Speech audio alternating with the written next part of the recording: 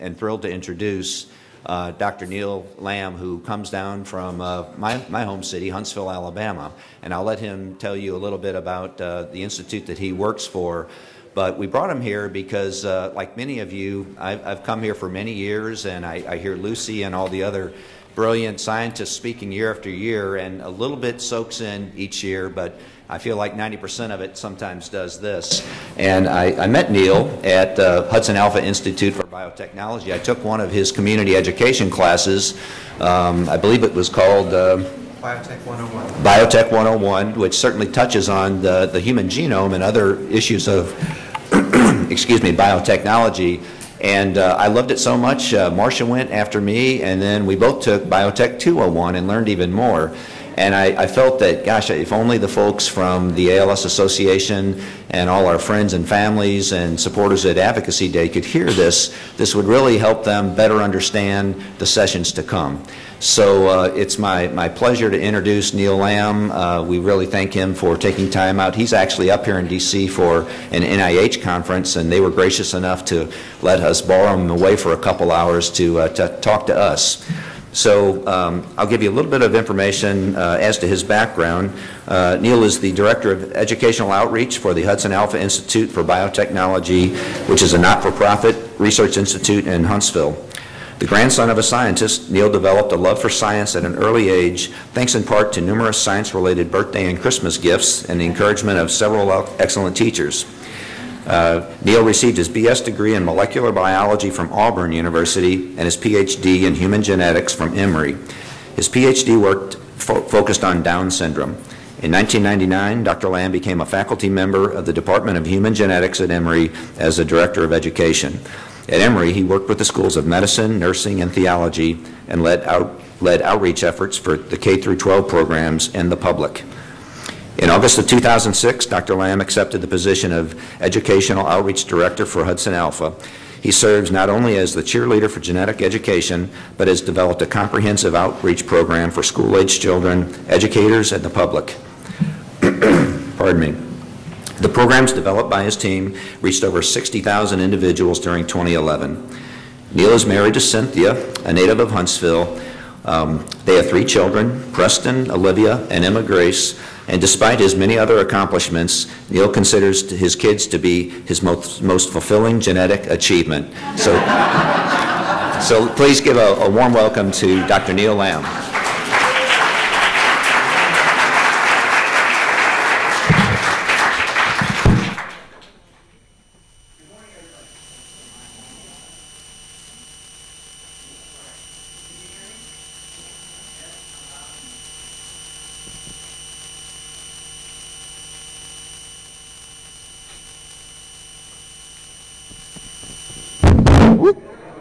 All right, everybody's awake now. All right. So Stuart, thank you. Thank you for that introduction. It's a real honor to be with you today. We're going to make this really informal.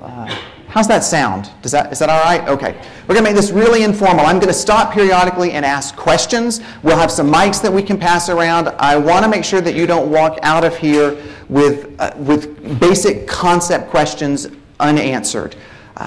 This is a part of an education. I love education. I love genetics. I love education. And I work at an incredible place called the Hudson Alpha Institute for Biotechnology, which is in Huntsville, Alabama.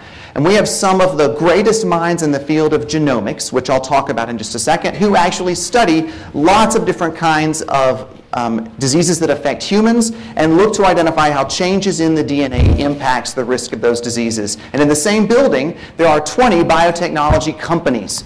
And the idea is that as scientists make discoveries that have potential applications, there are companies in the building that can work with them to turn those ideas into reality.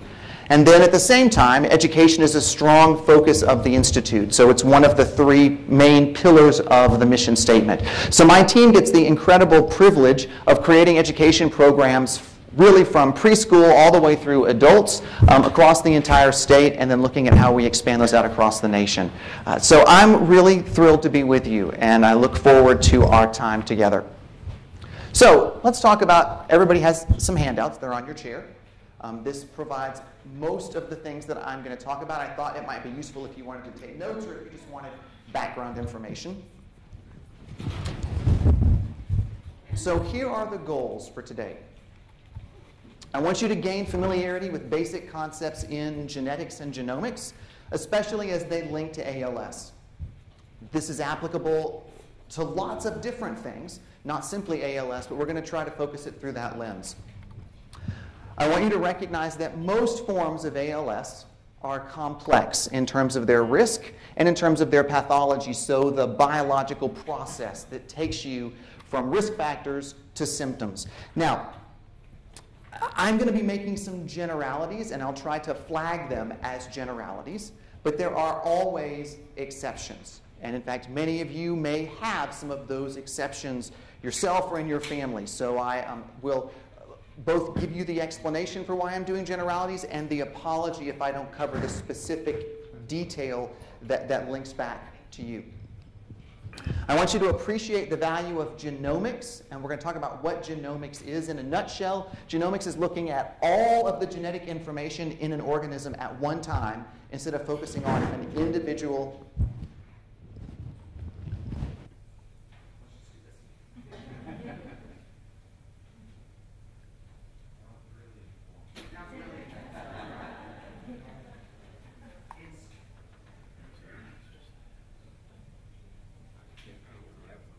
There.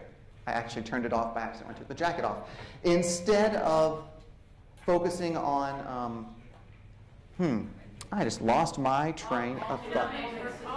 Thank you. All the genomics, all the genetic information instead of an individual gene. So I want you to appreciate the value of genomics. We live in an incredibly exciting time to be a geneticist, to study the field of genetics because of these new technologies and their impact. You know what? Let's just do this. All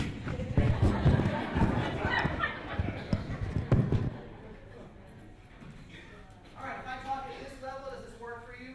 Does that work? Okay. I think it might be easier for you to hear me a little louder than to hear all the clinks and chinks and everything else that goes with it. I want you to prevent painful high school biology flashbacks. I do not want to see anybody coward. You know, I want to make this as pain-free and enjoyable as possible. All right, so let's start with a video. And I'm going to come stand over here to make sure that the volume's not too loud, to give us a sense of our bearings. Every organism, from the aardvark to the zebra, from the tiniest bacteria to the tallest redwood, has a unique set of recipes encoded in its DNA. Think of DNA as a book of life, and in that book are the recipes, or designs, of all living creatures.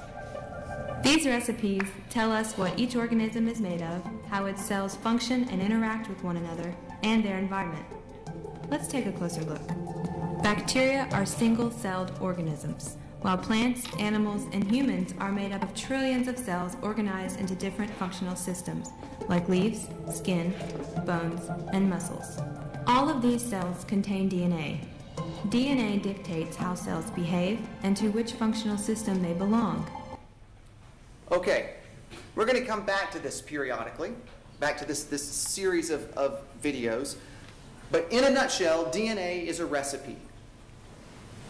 So the analogy that I'm going to use for you is that I want you to think about a recipe book, a cookbook that has a whole collection of recipes. Our DNA, our genome, is that cookbook. And individual recipes tell our body how to make things, how to function, how to behave. So let's look at a picture of the cell in a little more detail, because you've probably heard some things about the cells and about cell parts. So we're going to focus a lot of our time on the nucleus. That's kind of the command center. That's where our DNA lives. We'll come back to that in just a second. You also have probably heard a lot about mitochondria. The mitochondria produce energy. They are the energy producers for the entire cell. They use a complicated process called oxidative phosphorylation that uses electrons to drive energy to make the cell's energy in the form of ATP. So ATP is the currency for our mitochondria that makes our cells run. There's endoplasmic reticulum and Golgi apparatus. We're not going to spend much time on this, but this is how your proteins get made and packaged in this. Now, this is kind of a prototype cell. It would probably make more sense if I showed you something that looks more like this. It looks like a motor neuron.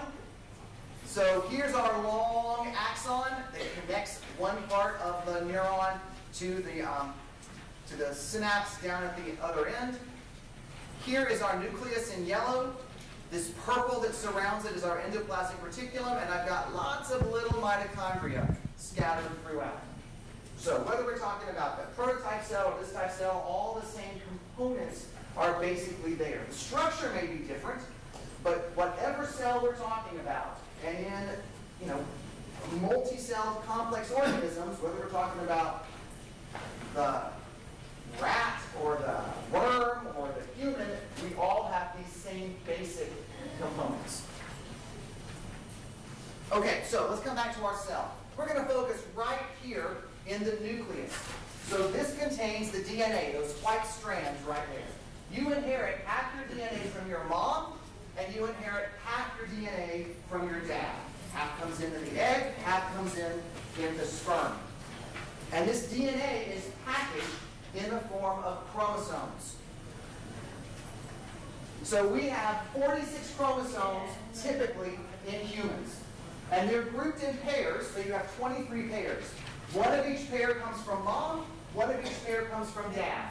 And you can actually take a cell, drop it onto a glass slide, the cell bursts, the nucleus bursts, the chromosomes scatter, and you can stain it with a dye that turns part of the chromosomes dark and part of the chromosomes slightly less dark. So you end up with these bands of light and dark. You can appreciate some of that on these. Those of you in the back, I apologize, you might not be able to catch that. And based on the size of the chromosome and the specific banding pattern, you can determine what part of this chromosome, which chromosome you're dealing with. Now, a long time ago, people that focused on this are called cytogeneticists. And a long time ago, before LCD projectors, when we had transparencies, I'm told that cytogeneticists, anybody remember transparencies? I'm told that cytogeneticists, when they would get together for their meetings, in the evenings, after the meeting, usually with a bar nearby, I'm trying to choose my words carefully, they would play a game where they would put tiny fragments of a picture of a chromosome on a transparency and try to guess what chromosome it came from. It's kind of like Name That Tune, Name That Chromosome fragment. Some of you may be really impressed by that, and some of you are now totally convinced that that's just sad. So we've got our 23 pairs. We're going to talk about this pair right here, the X and Y. This determines gender. So your sex chromosomes come in two flavors, X and Y. If you're a female, typically you have two X's. If you're a male, you have an X and a Y. Now let me give you a higher resolution view of these. Now, your chromosomes are not generally blue and yellow. These are false colored, just to differentiate them. Do you see anything different between the X and the Y? Yeah, so here's the Y. Here's the X.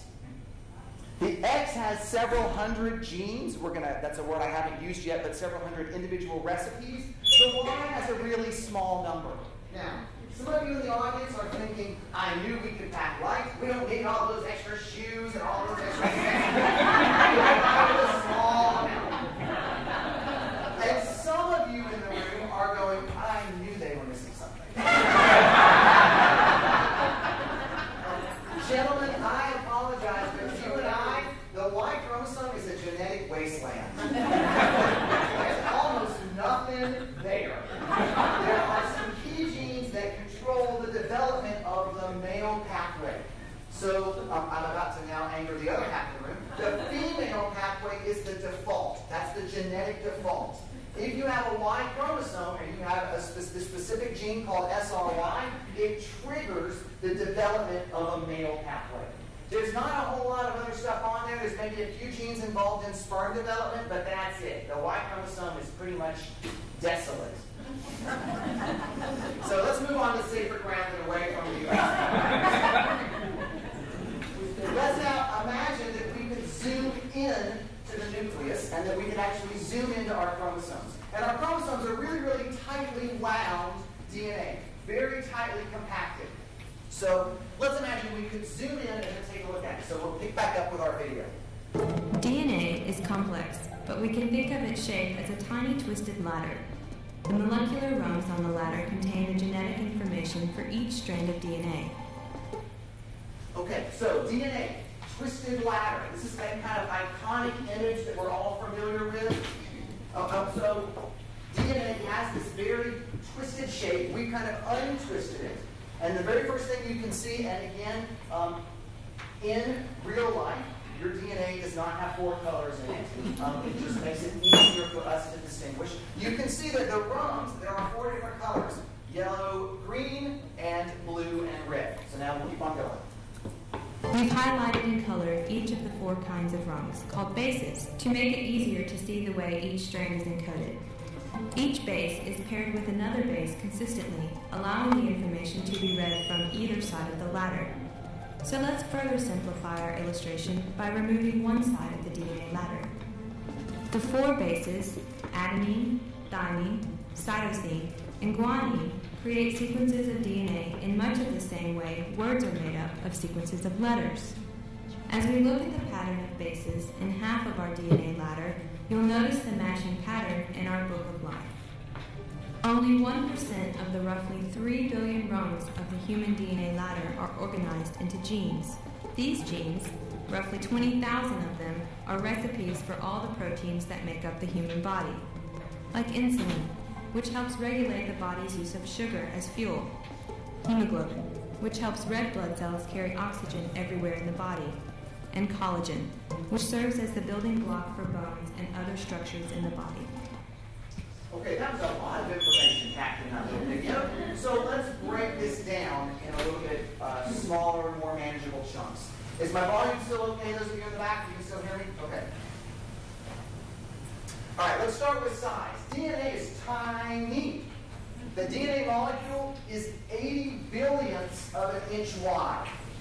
So that scale doesn't mean much to me. So let's imagine that we're going to scale up DNA from 80 billionths of an inch wide to about the size of a pencil, maybe a little bit smaller than the width of my pointer. So if we scale everything up so that my DNA is as wide as my pointer, let me just pick out a few of these.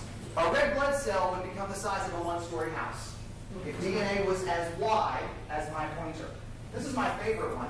The height of a human, and we can pick someone like me who's vertically challenged, is about the distance from New York to Los Angeles.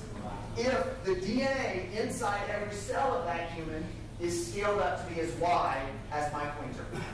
So, I mean, DNA is tiny, first of all. There's a lot of it. If I could take all those really, really thin fragments in one cell, all 46 chromosomes, and connect them end to end, I'd have about 6 feet of DNA. So there is a lot of DNA packed inside that cell. So DNA has this structure. We've got these 4 different rungs. We're going to abbreviate them by the first letter because we like abbreviations in the world of science. Adenine, thymine, cytosine, and guanine. A's, T's, C's, and G's. There are 3 billion A's, T's, C's, and G's in the human genome. So in one cell, 46 chromosomes, 3 billion letters. Lots of genetic information. If we were to fill those, write those New York-style phone book format, the stack of phone books would be the height of the Washington Monument. One cell's worth, 3 billion letters of information. The order of these rungs has meaning. So it's the specific, you might think, how do you create something like a human when you've only got 4 building blocks to work with? It's the specific way that you run these A's, T's, C's, and G's. Let me give you an example. This word is meat. For those of you that are hungry and are craving a steak, this brings to mind one image. For those of you that are vegetarians, this brings to mind a different image. But this word has a meaning. Let's take these same 4 letters and let's rearrange them. All right.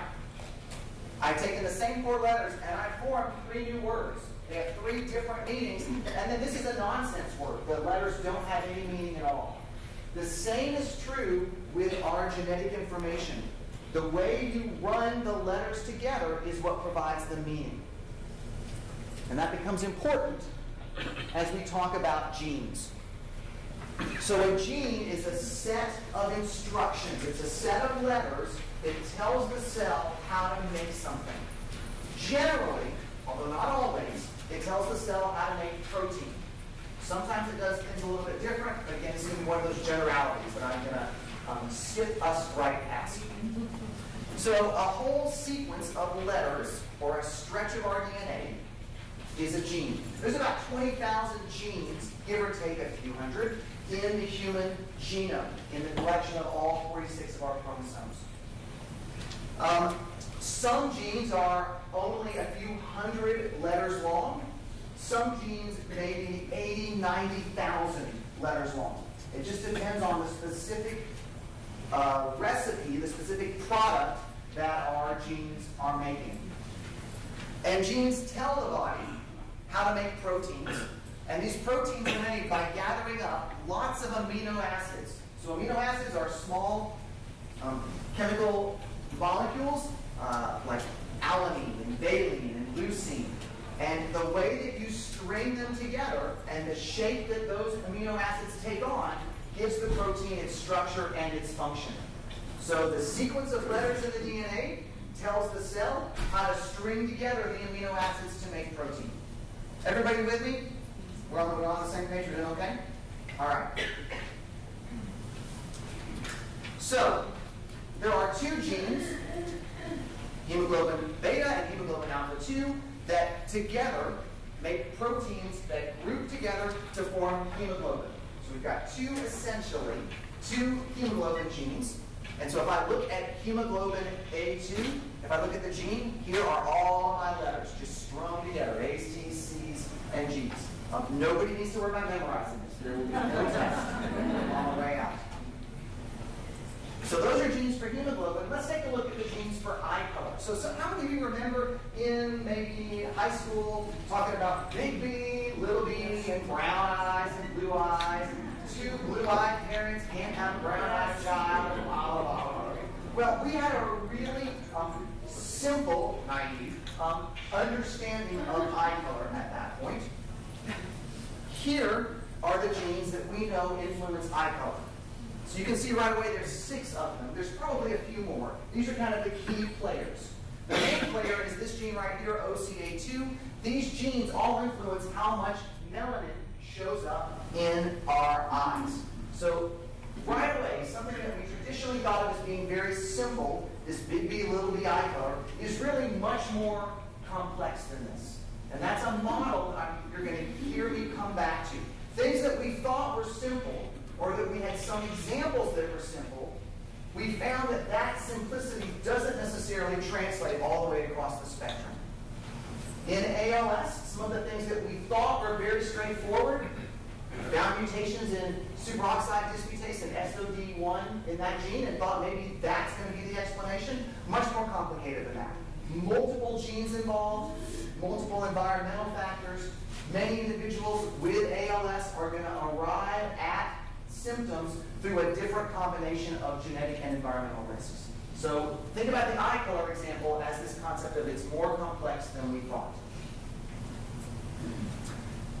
Not every cell needs all of the same genes. So I've got 20,000 recipes to choose from, and skin cells need a different set of proteins than neurons need.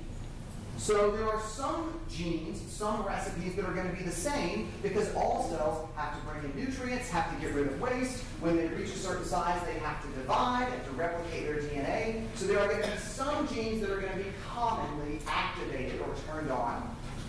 And there are going to be other genes that are going to be very specific to each individual type of cell. So I want you to recognize that there's this whole process when you start with a fertilized egg, and then you go to a newborn baby. As these cells divide and as they group themselves into specific tissues and organs, they're turning on and turning off specific sets of genes that make the recipes, that make the proteins that those cells need to carry out their function. Okay, let's stop there and let's see if there are questions.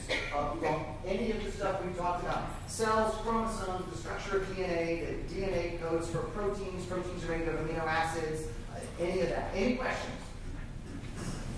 Don't be shy. So in computer programming, they talk about I's and O's, you know, ones and zeros. It's very similar as on or off. Yes, so in computer programming, when we talk about the system's binary, ones and zeros, it is similar in the fact that it's a code, and you have to interpret the code.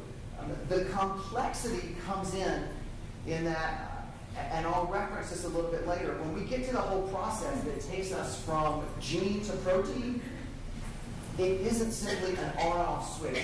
There's a whole host of dimmer options in between and changes in the message, in the recipe, that potentially lead to slight variation in the product as well. Just briefly, would you re-explain the protein and amino acid? That Sure. So just briefly, would I re-explain the protein and the amino acid? So our DNA, our genes are our recipes. They tell our cells how to make the proteins that we need. Things like hemoglobin, insulin, collagen. The building blocks of the proteins are amino acids. So the way that you string together hundreds or thousands of amino acids in a specific order determines the shape of the protein, how the protein functions, how other things bind to the protein. And that specific way the amino acids are strung together is the information in the genetic recipe.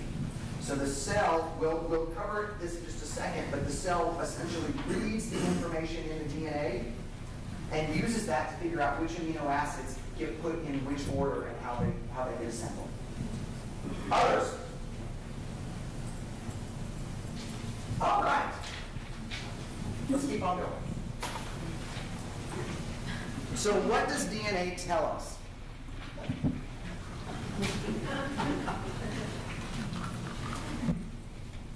Anybody know what this is?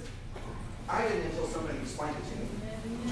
Transmission. Yeah, it's a transmission. My father would have been horrified to know that I did not know that.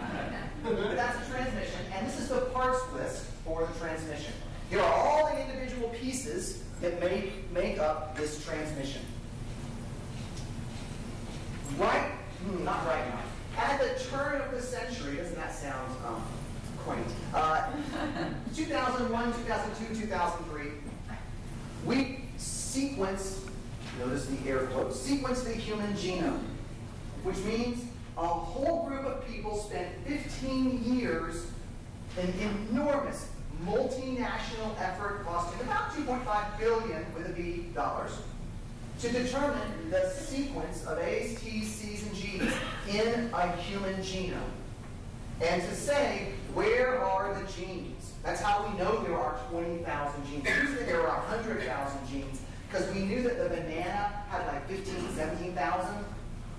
There were a lot of people that were really eating humble pie when they discovered that the human doesn't have many more genes than the banana.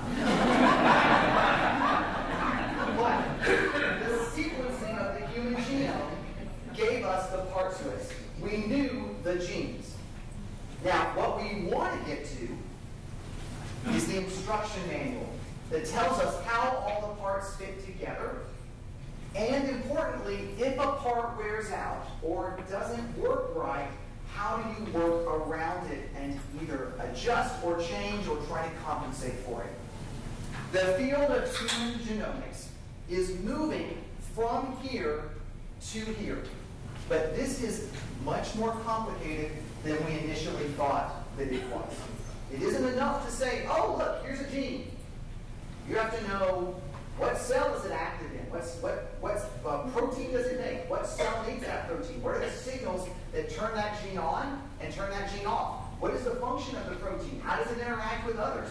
Are there clinical symptoms if there are changes in this DNA that impact this protein? So this is a slow process, much slower than I think most of us would like it to be.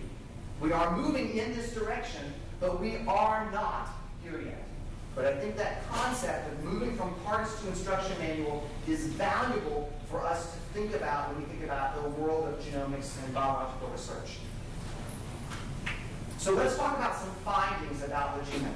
So I told you the genome is the collection of all the DNA in the cell of an organism. So there's a yeast genome. There's a fruit fly genome. There's a dog genome. There's a corn genome. This is the human genome. This is amazing to me. 1%, about 1% is the genes. 99% of those 3 billion letters are not genes. Now, in our great scientific wisdom, we used to call the rest of it junk. It's actually far from junk.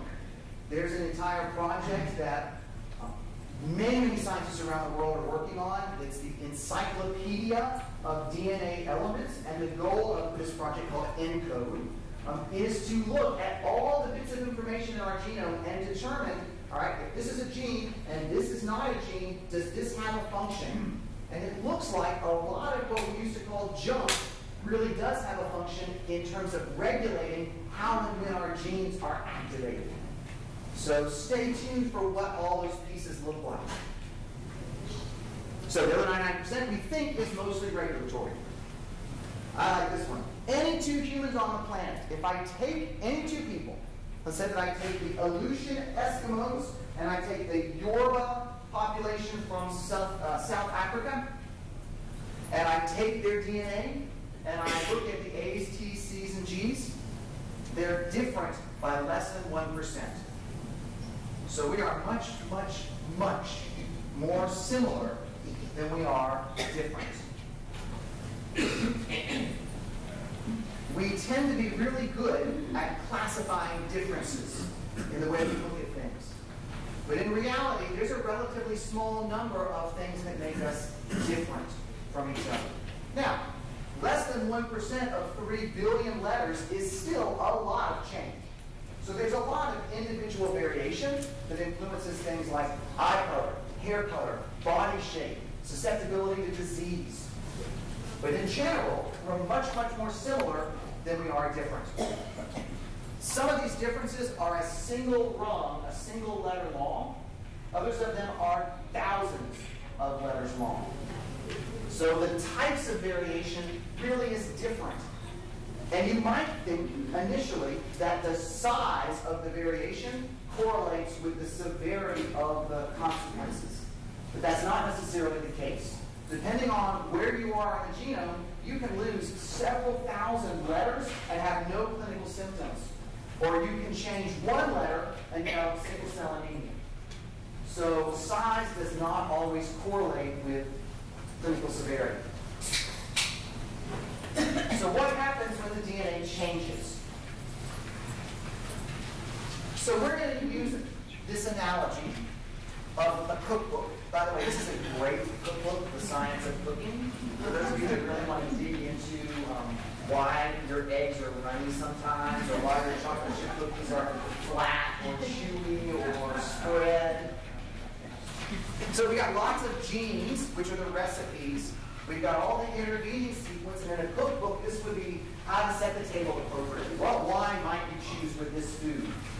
What's the best way to ask, the best cut of beef to ask your butcher for if you're doing, X, Y, Z?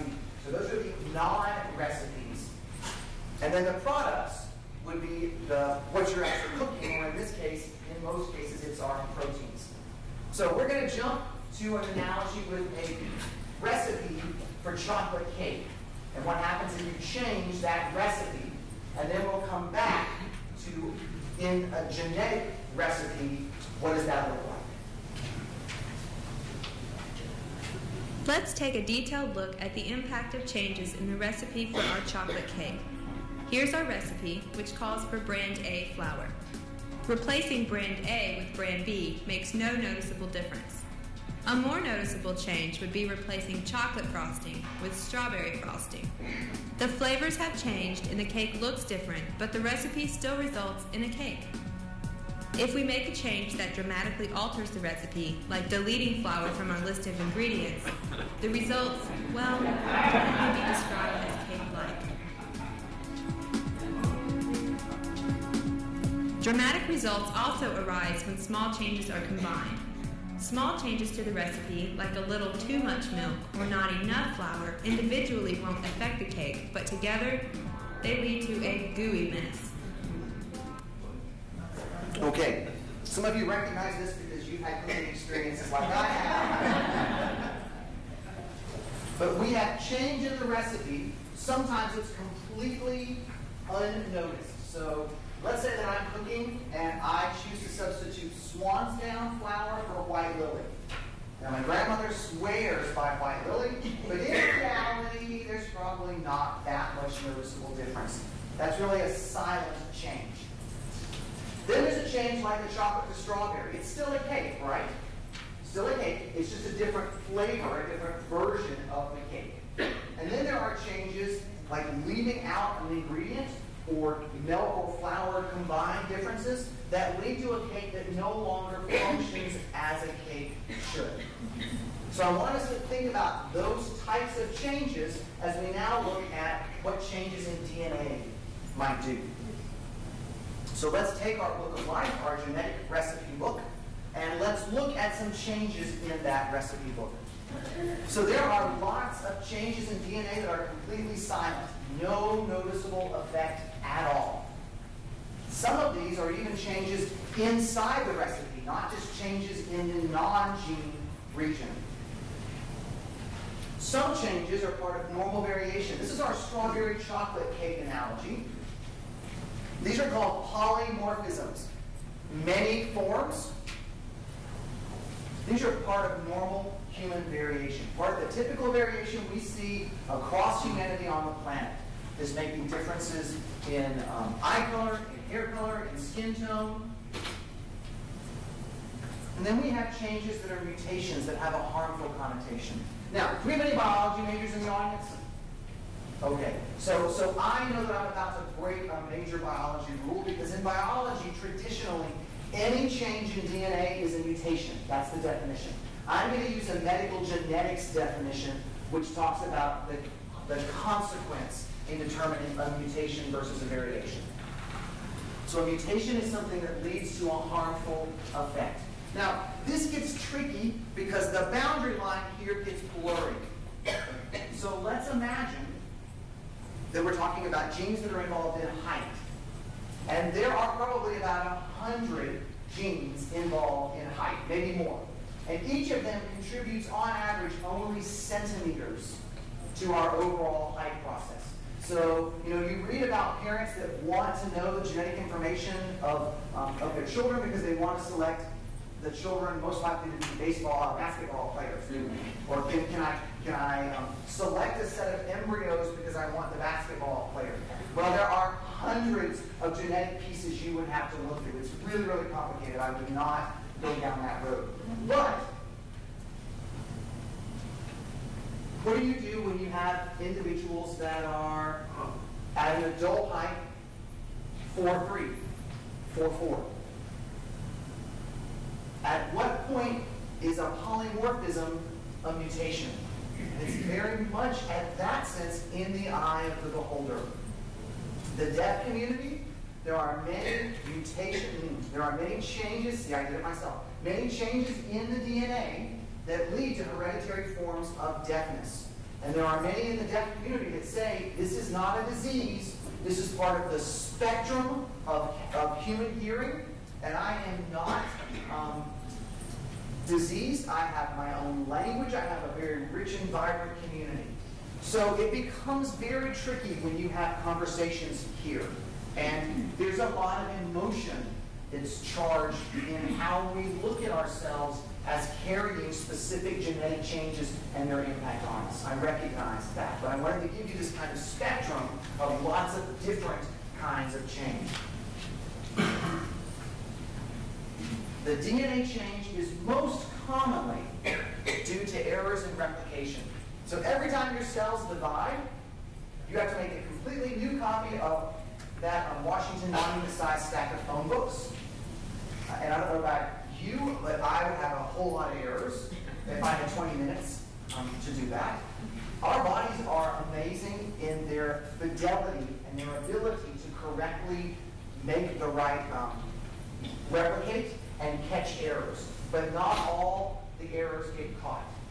And so sometimes one of the daughter cells contains a genetic change not present in the original parent.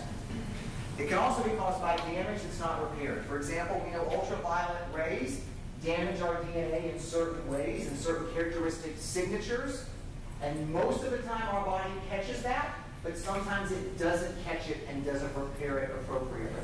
Now, most of what I've talked about, changes in as our cells divide, those are not changes that get passed on to the next generation. That only happens if those changes occur in the cells that become egg or sperm cells, and if that particular egg or sperm is part of a fertilization event and leads to a new life. So much of the genetic change doesn't get passed on. It's acquired, but it is not inherited. But some of it is. Some of the estimates are that, we have somewhere between 10 and 40 genetic changes in us that were not present in our parents. Changes that came in the egg or the sperm. And if they came into the egg or the sperm, they now become part of the ancestral, part of the lineage going on.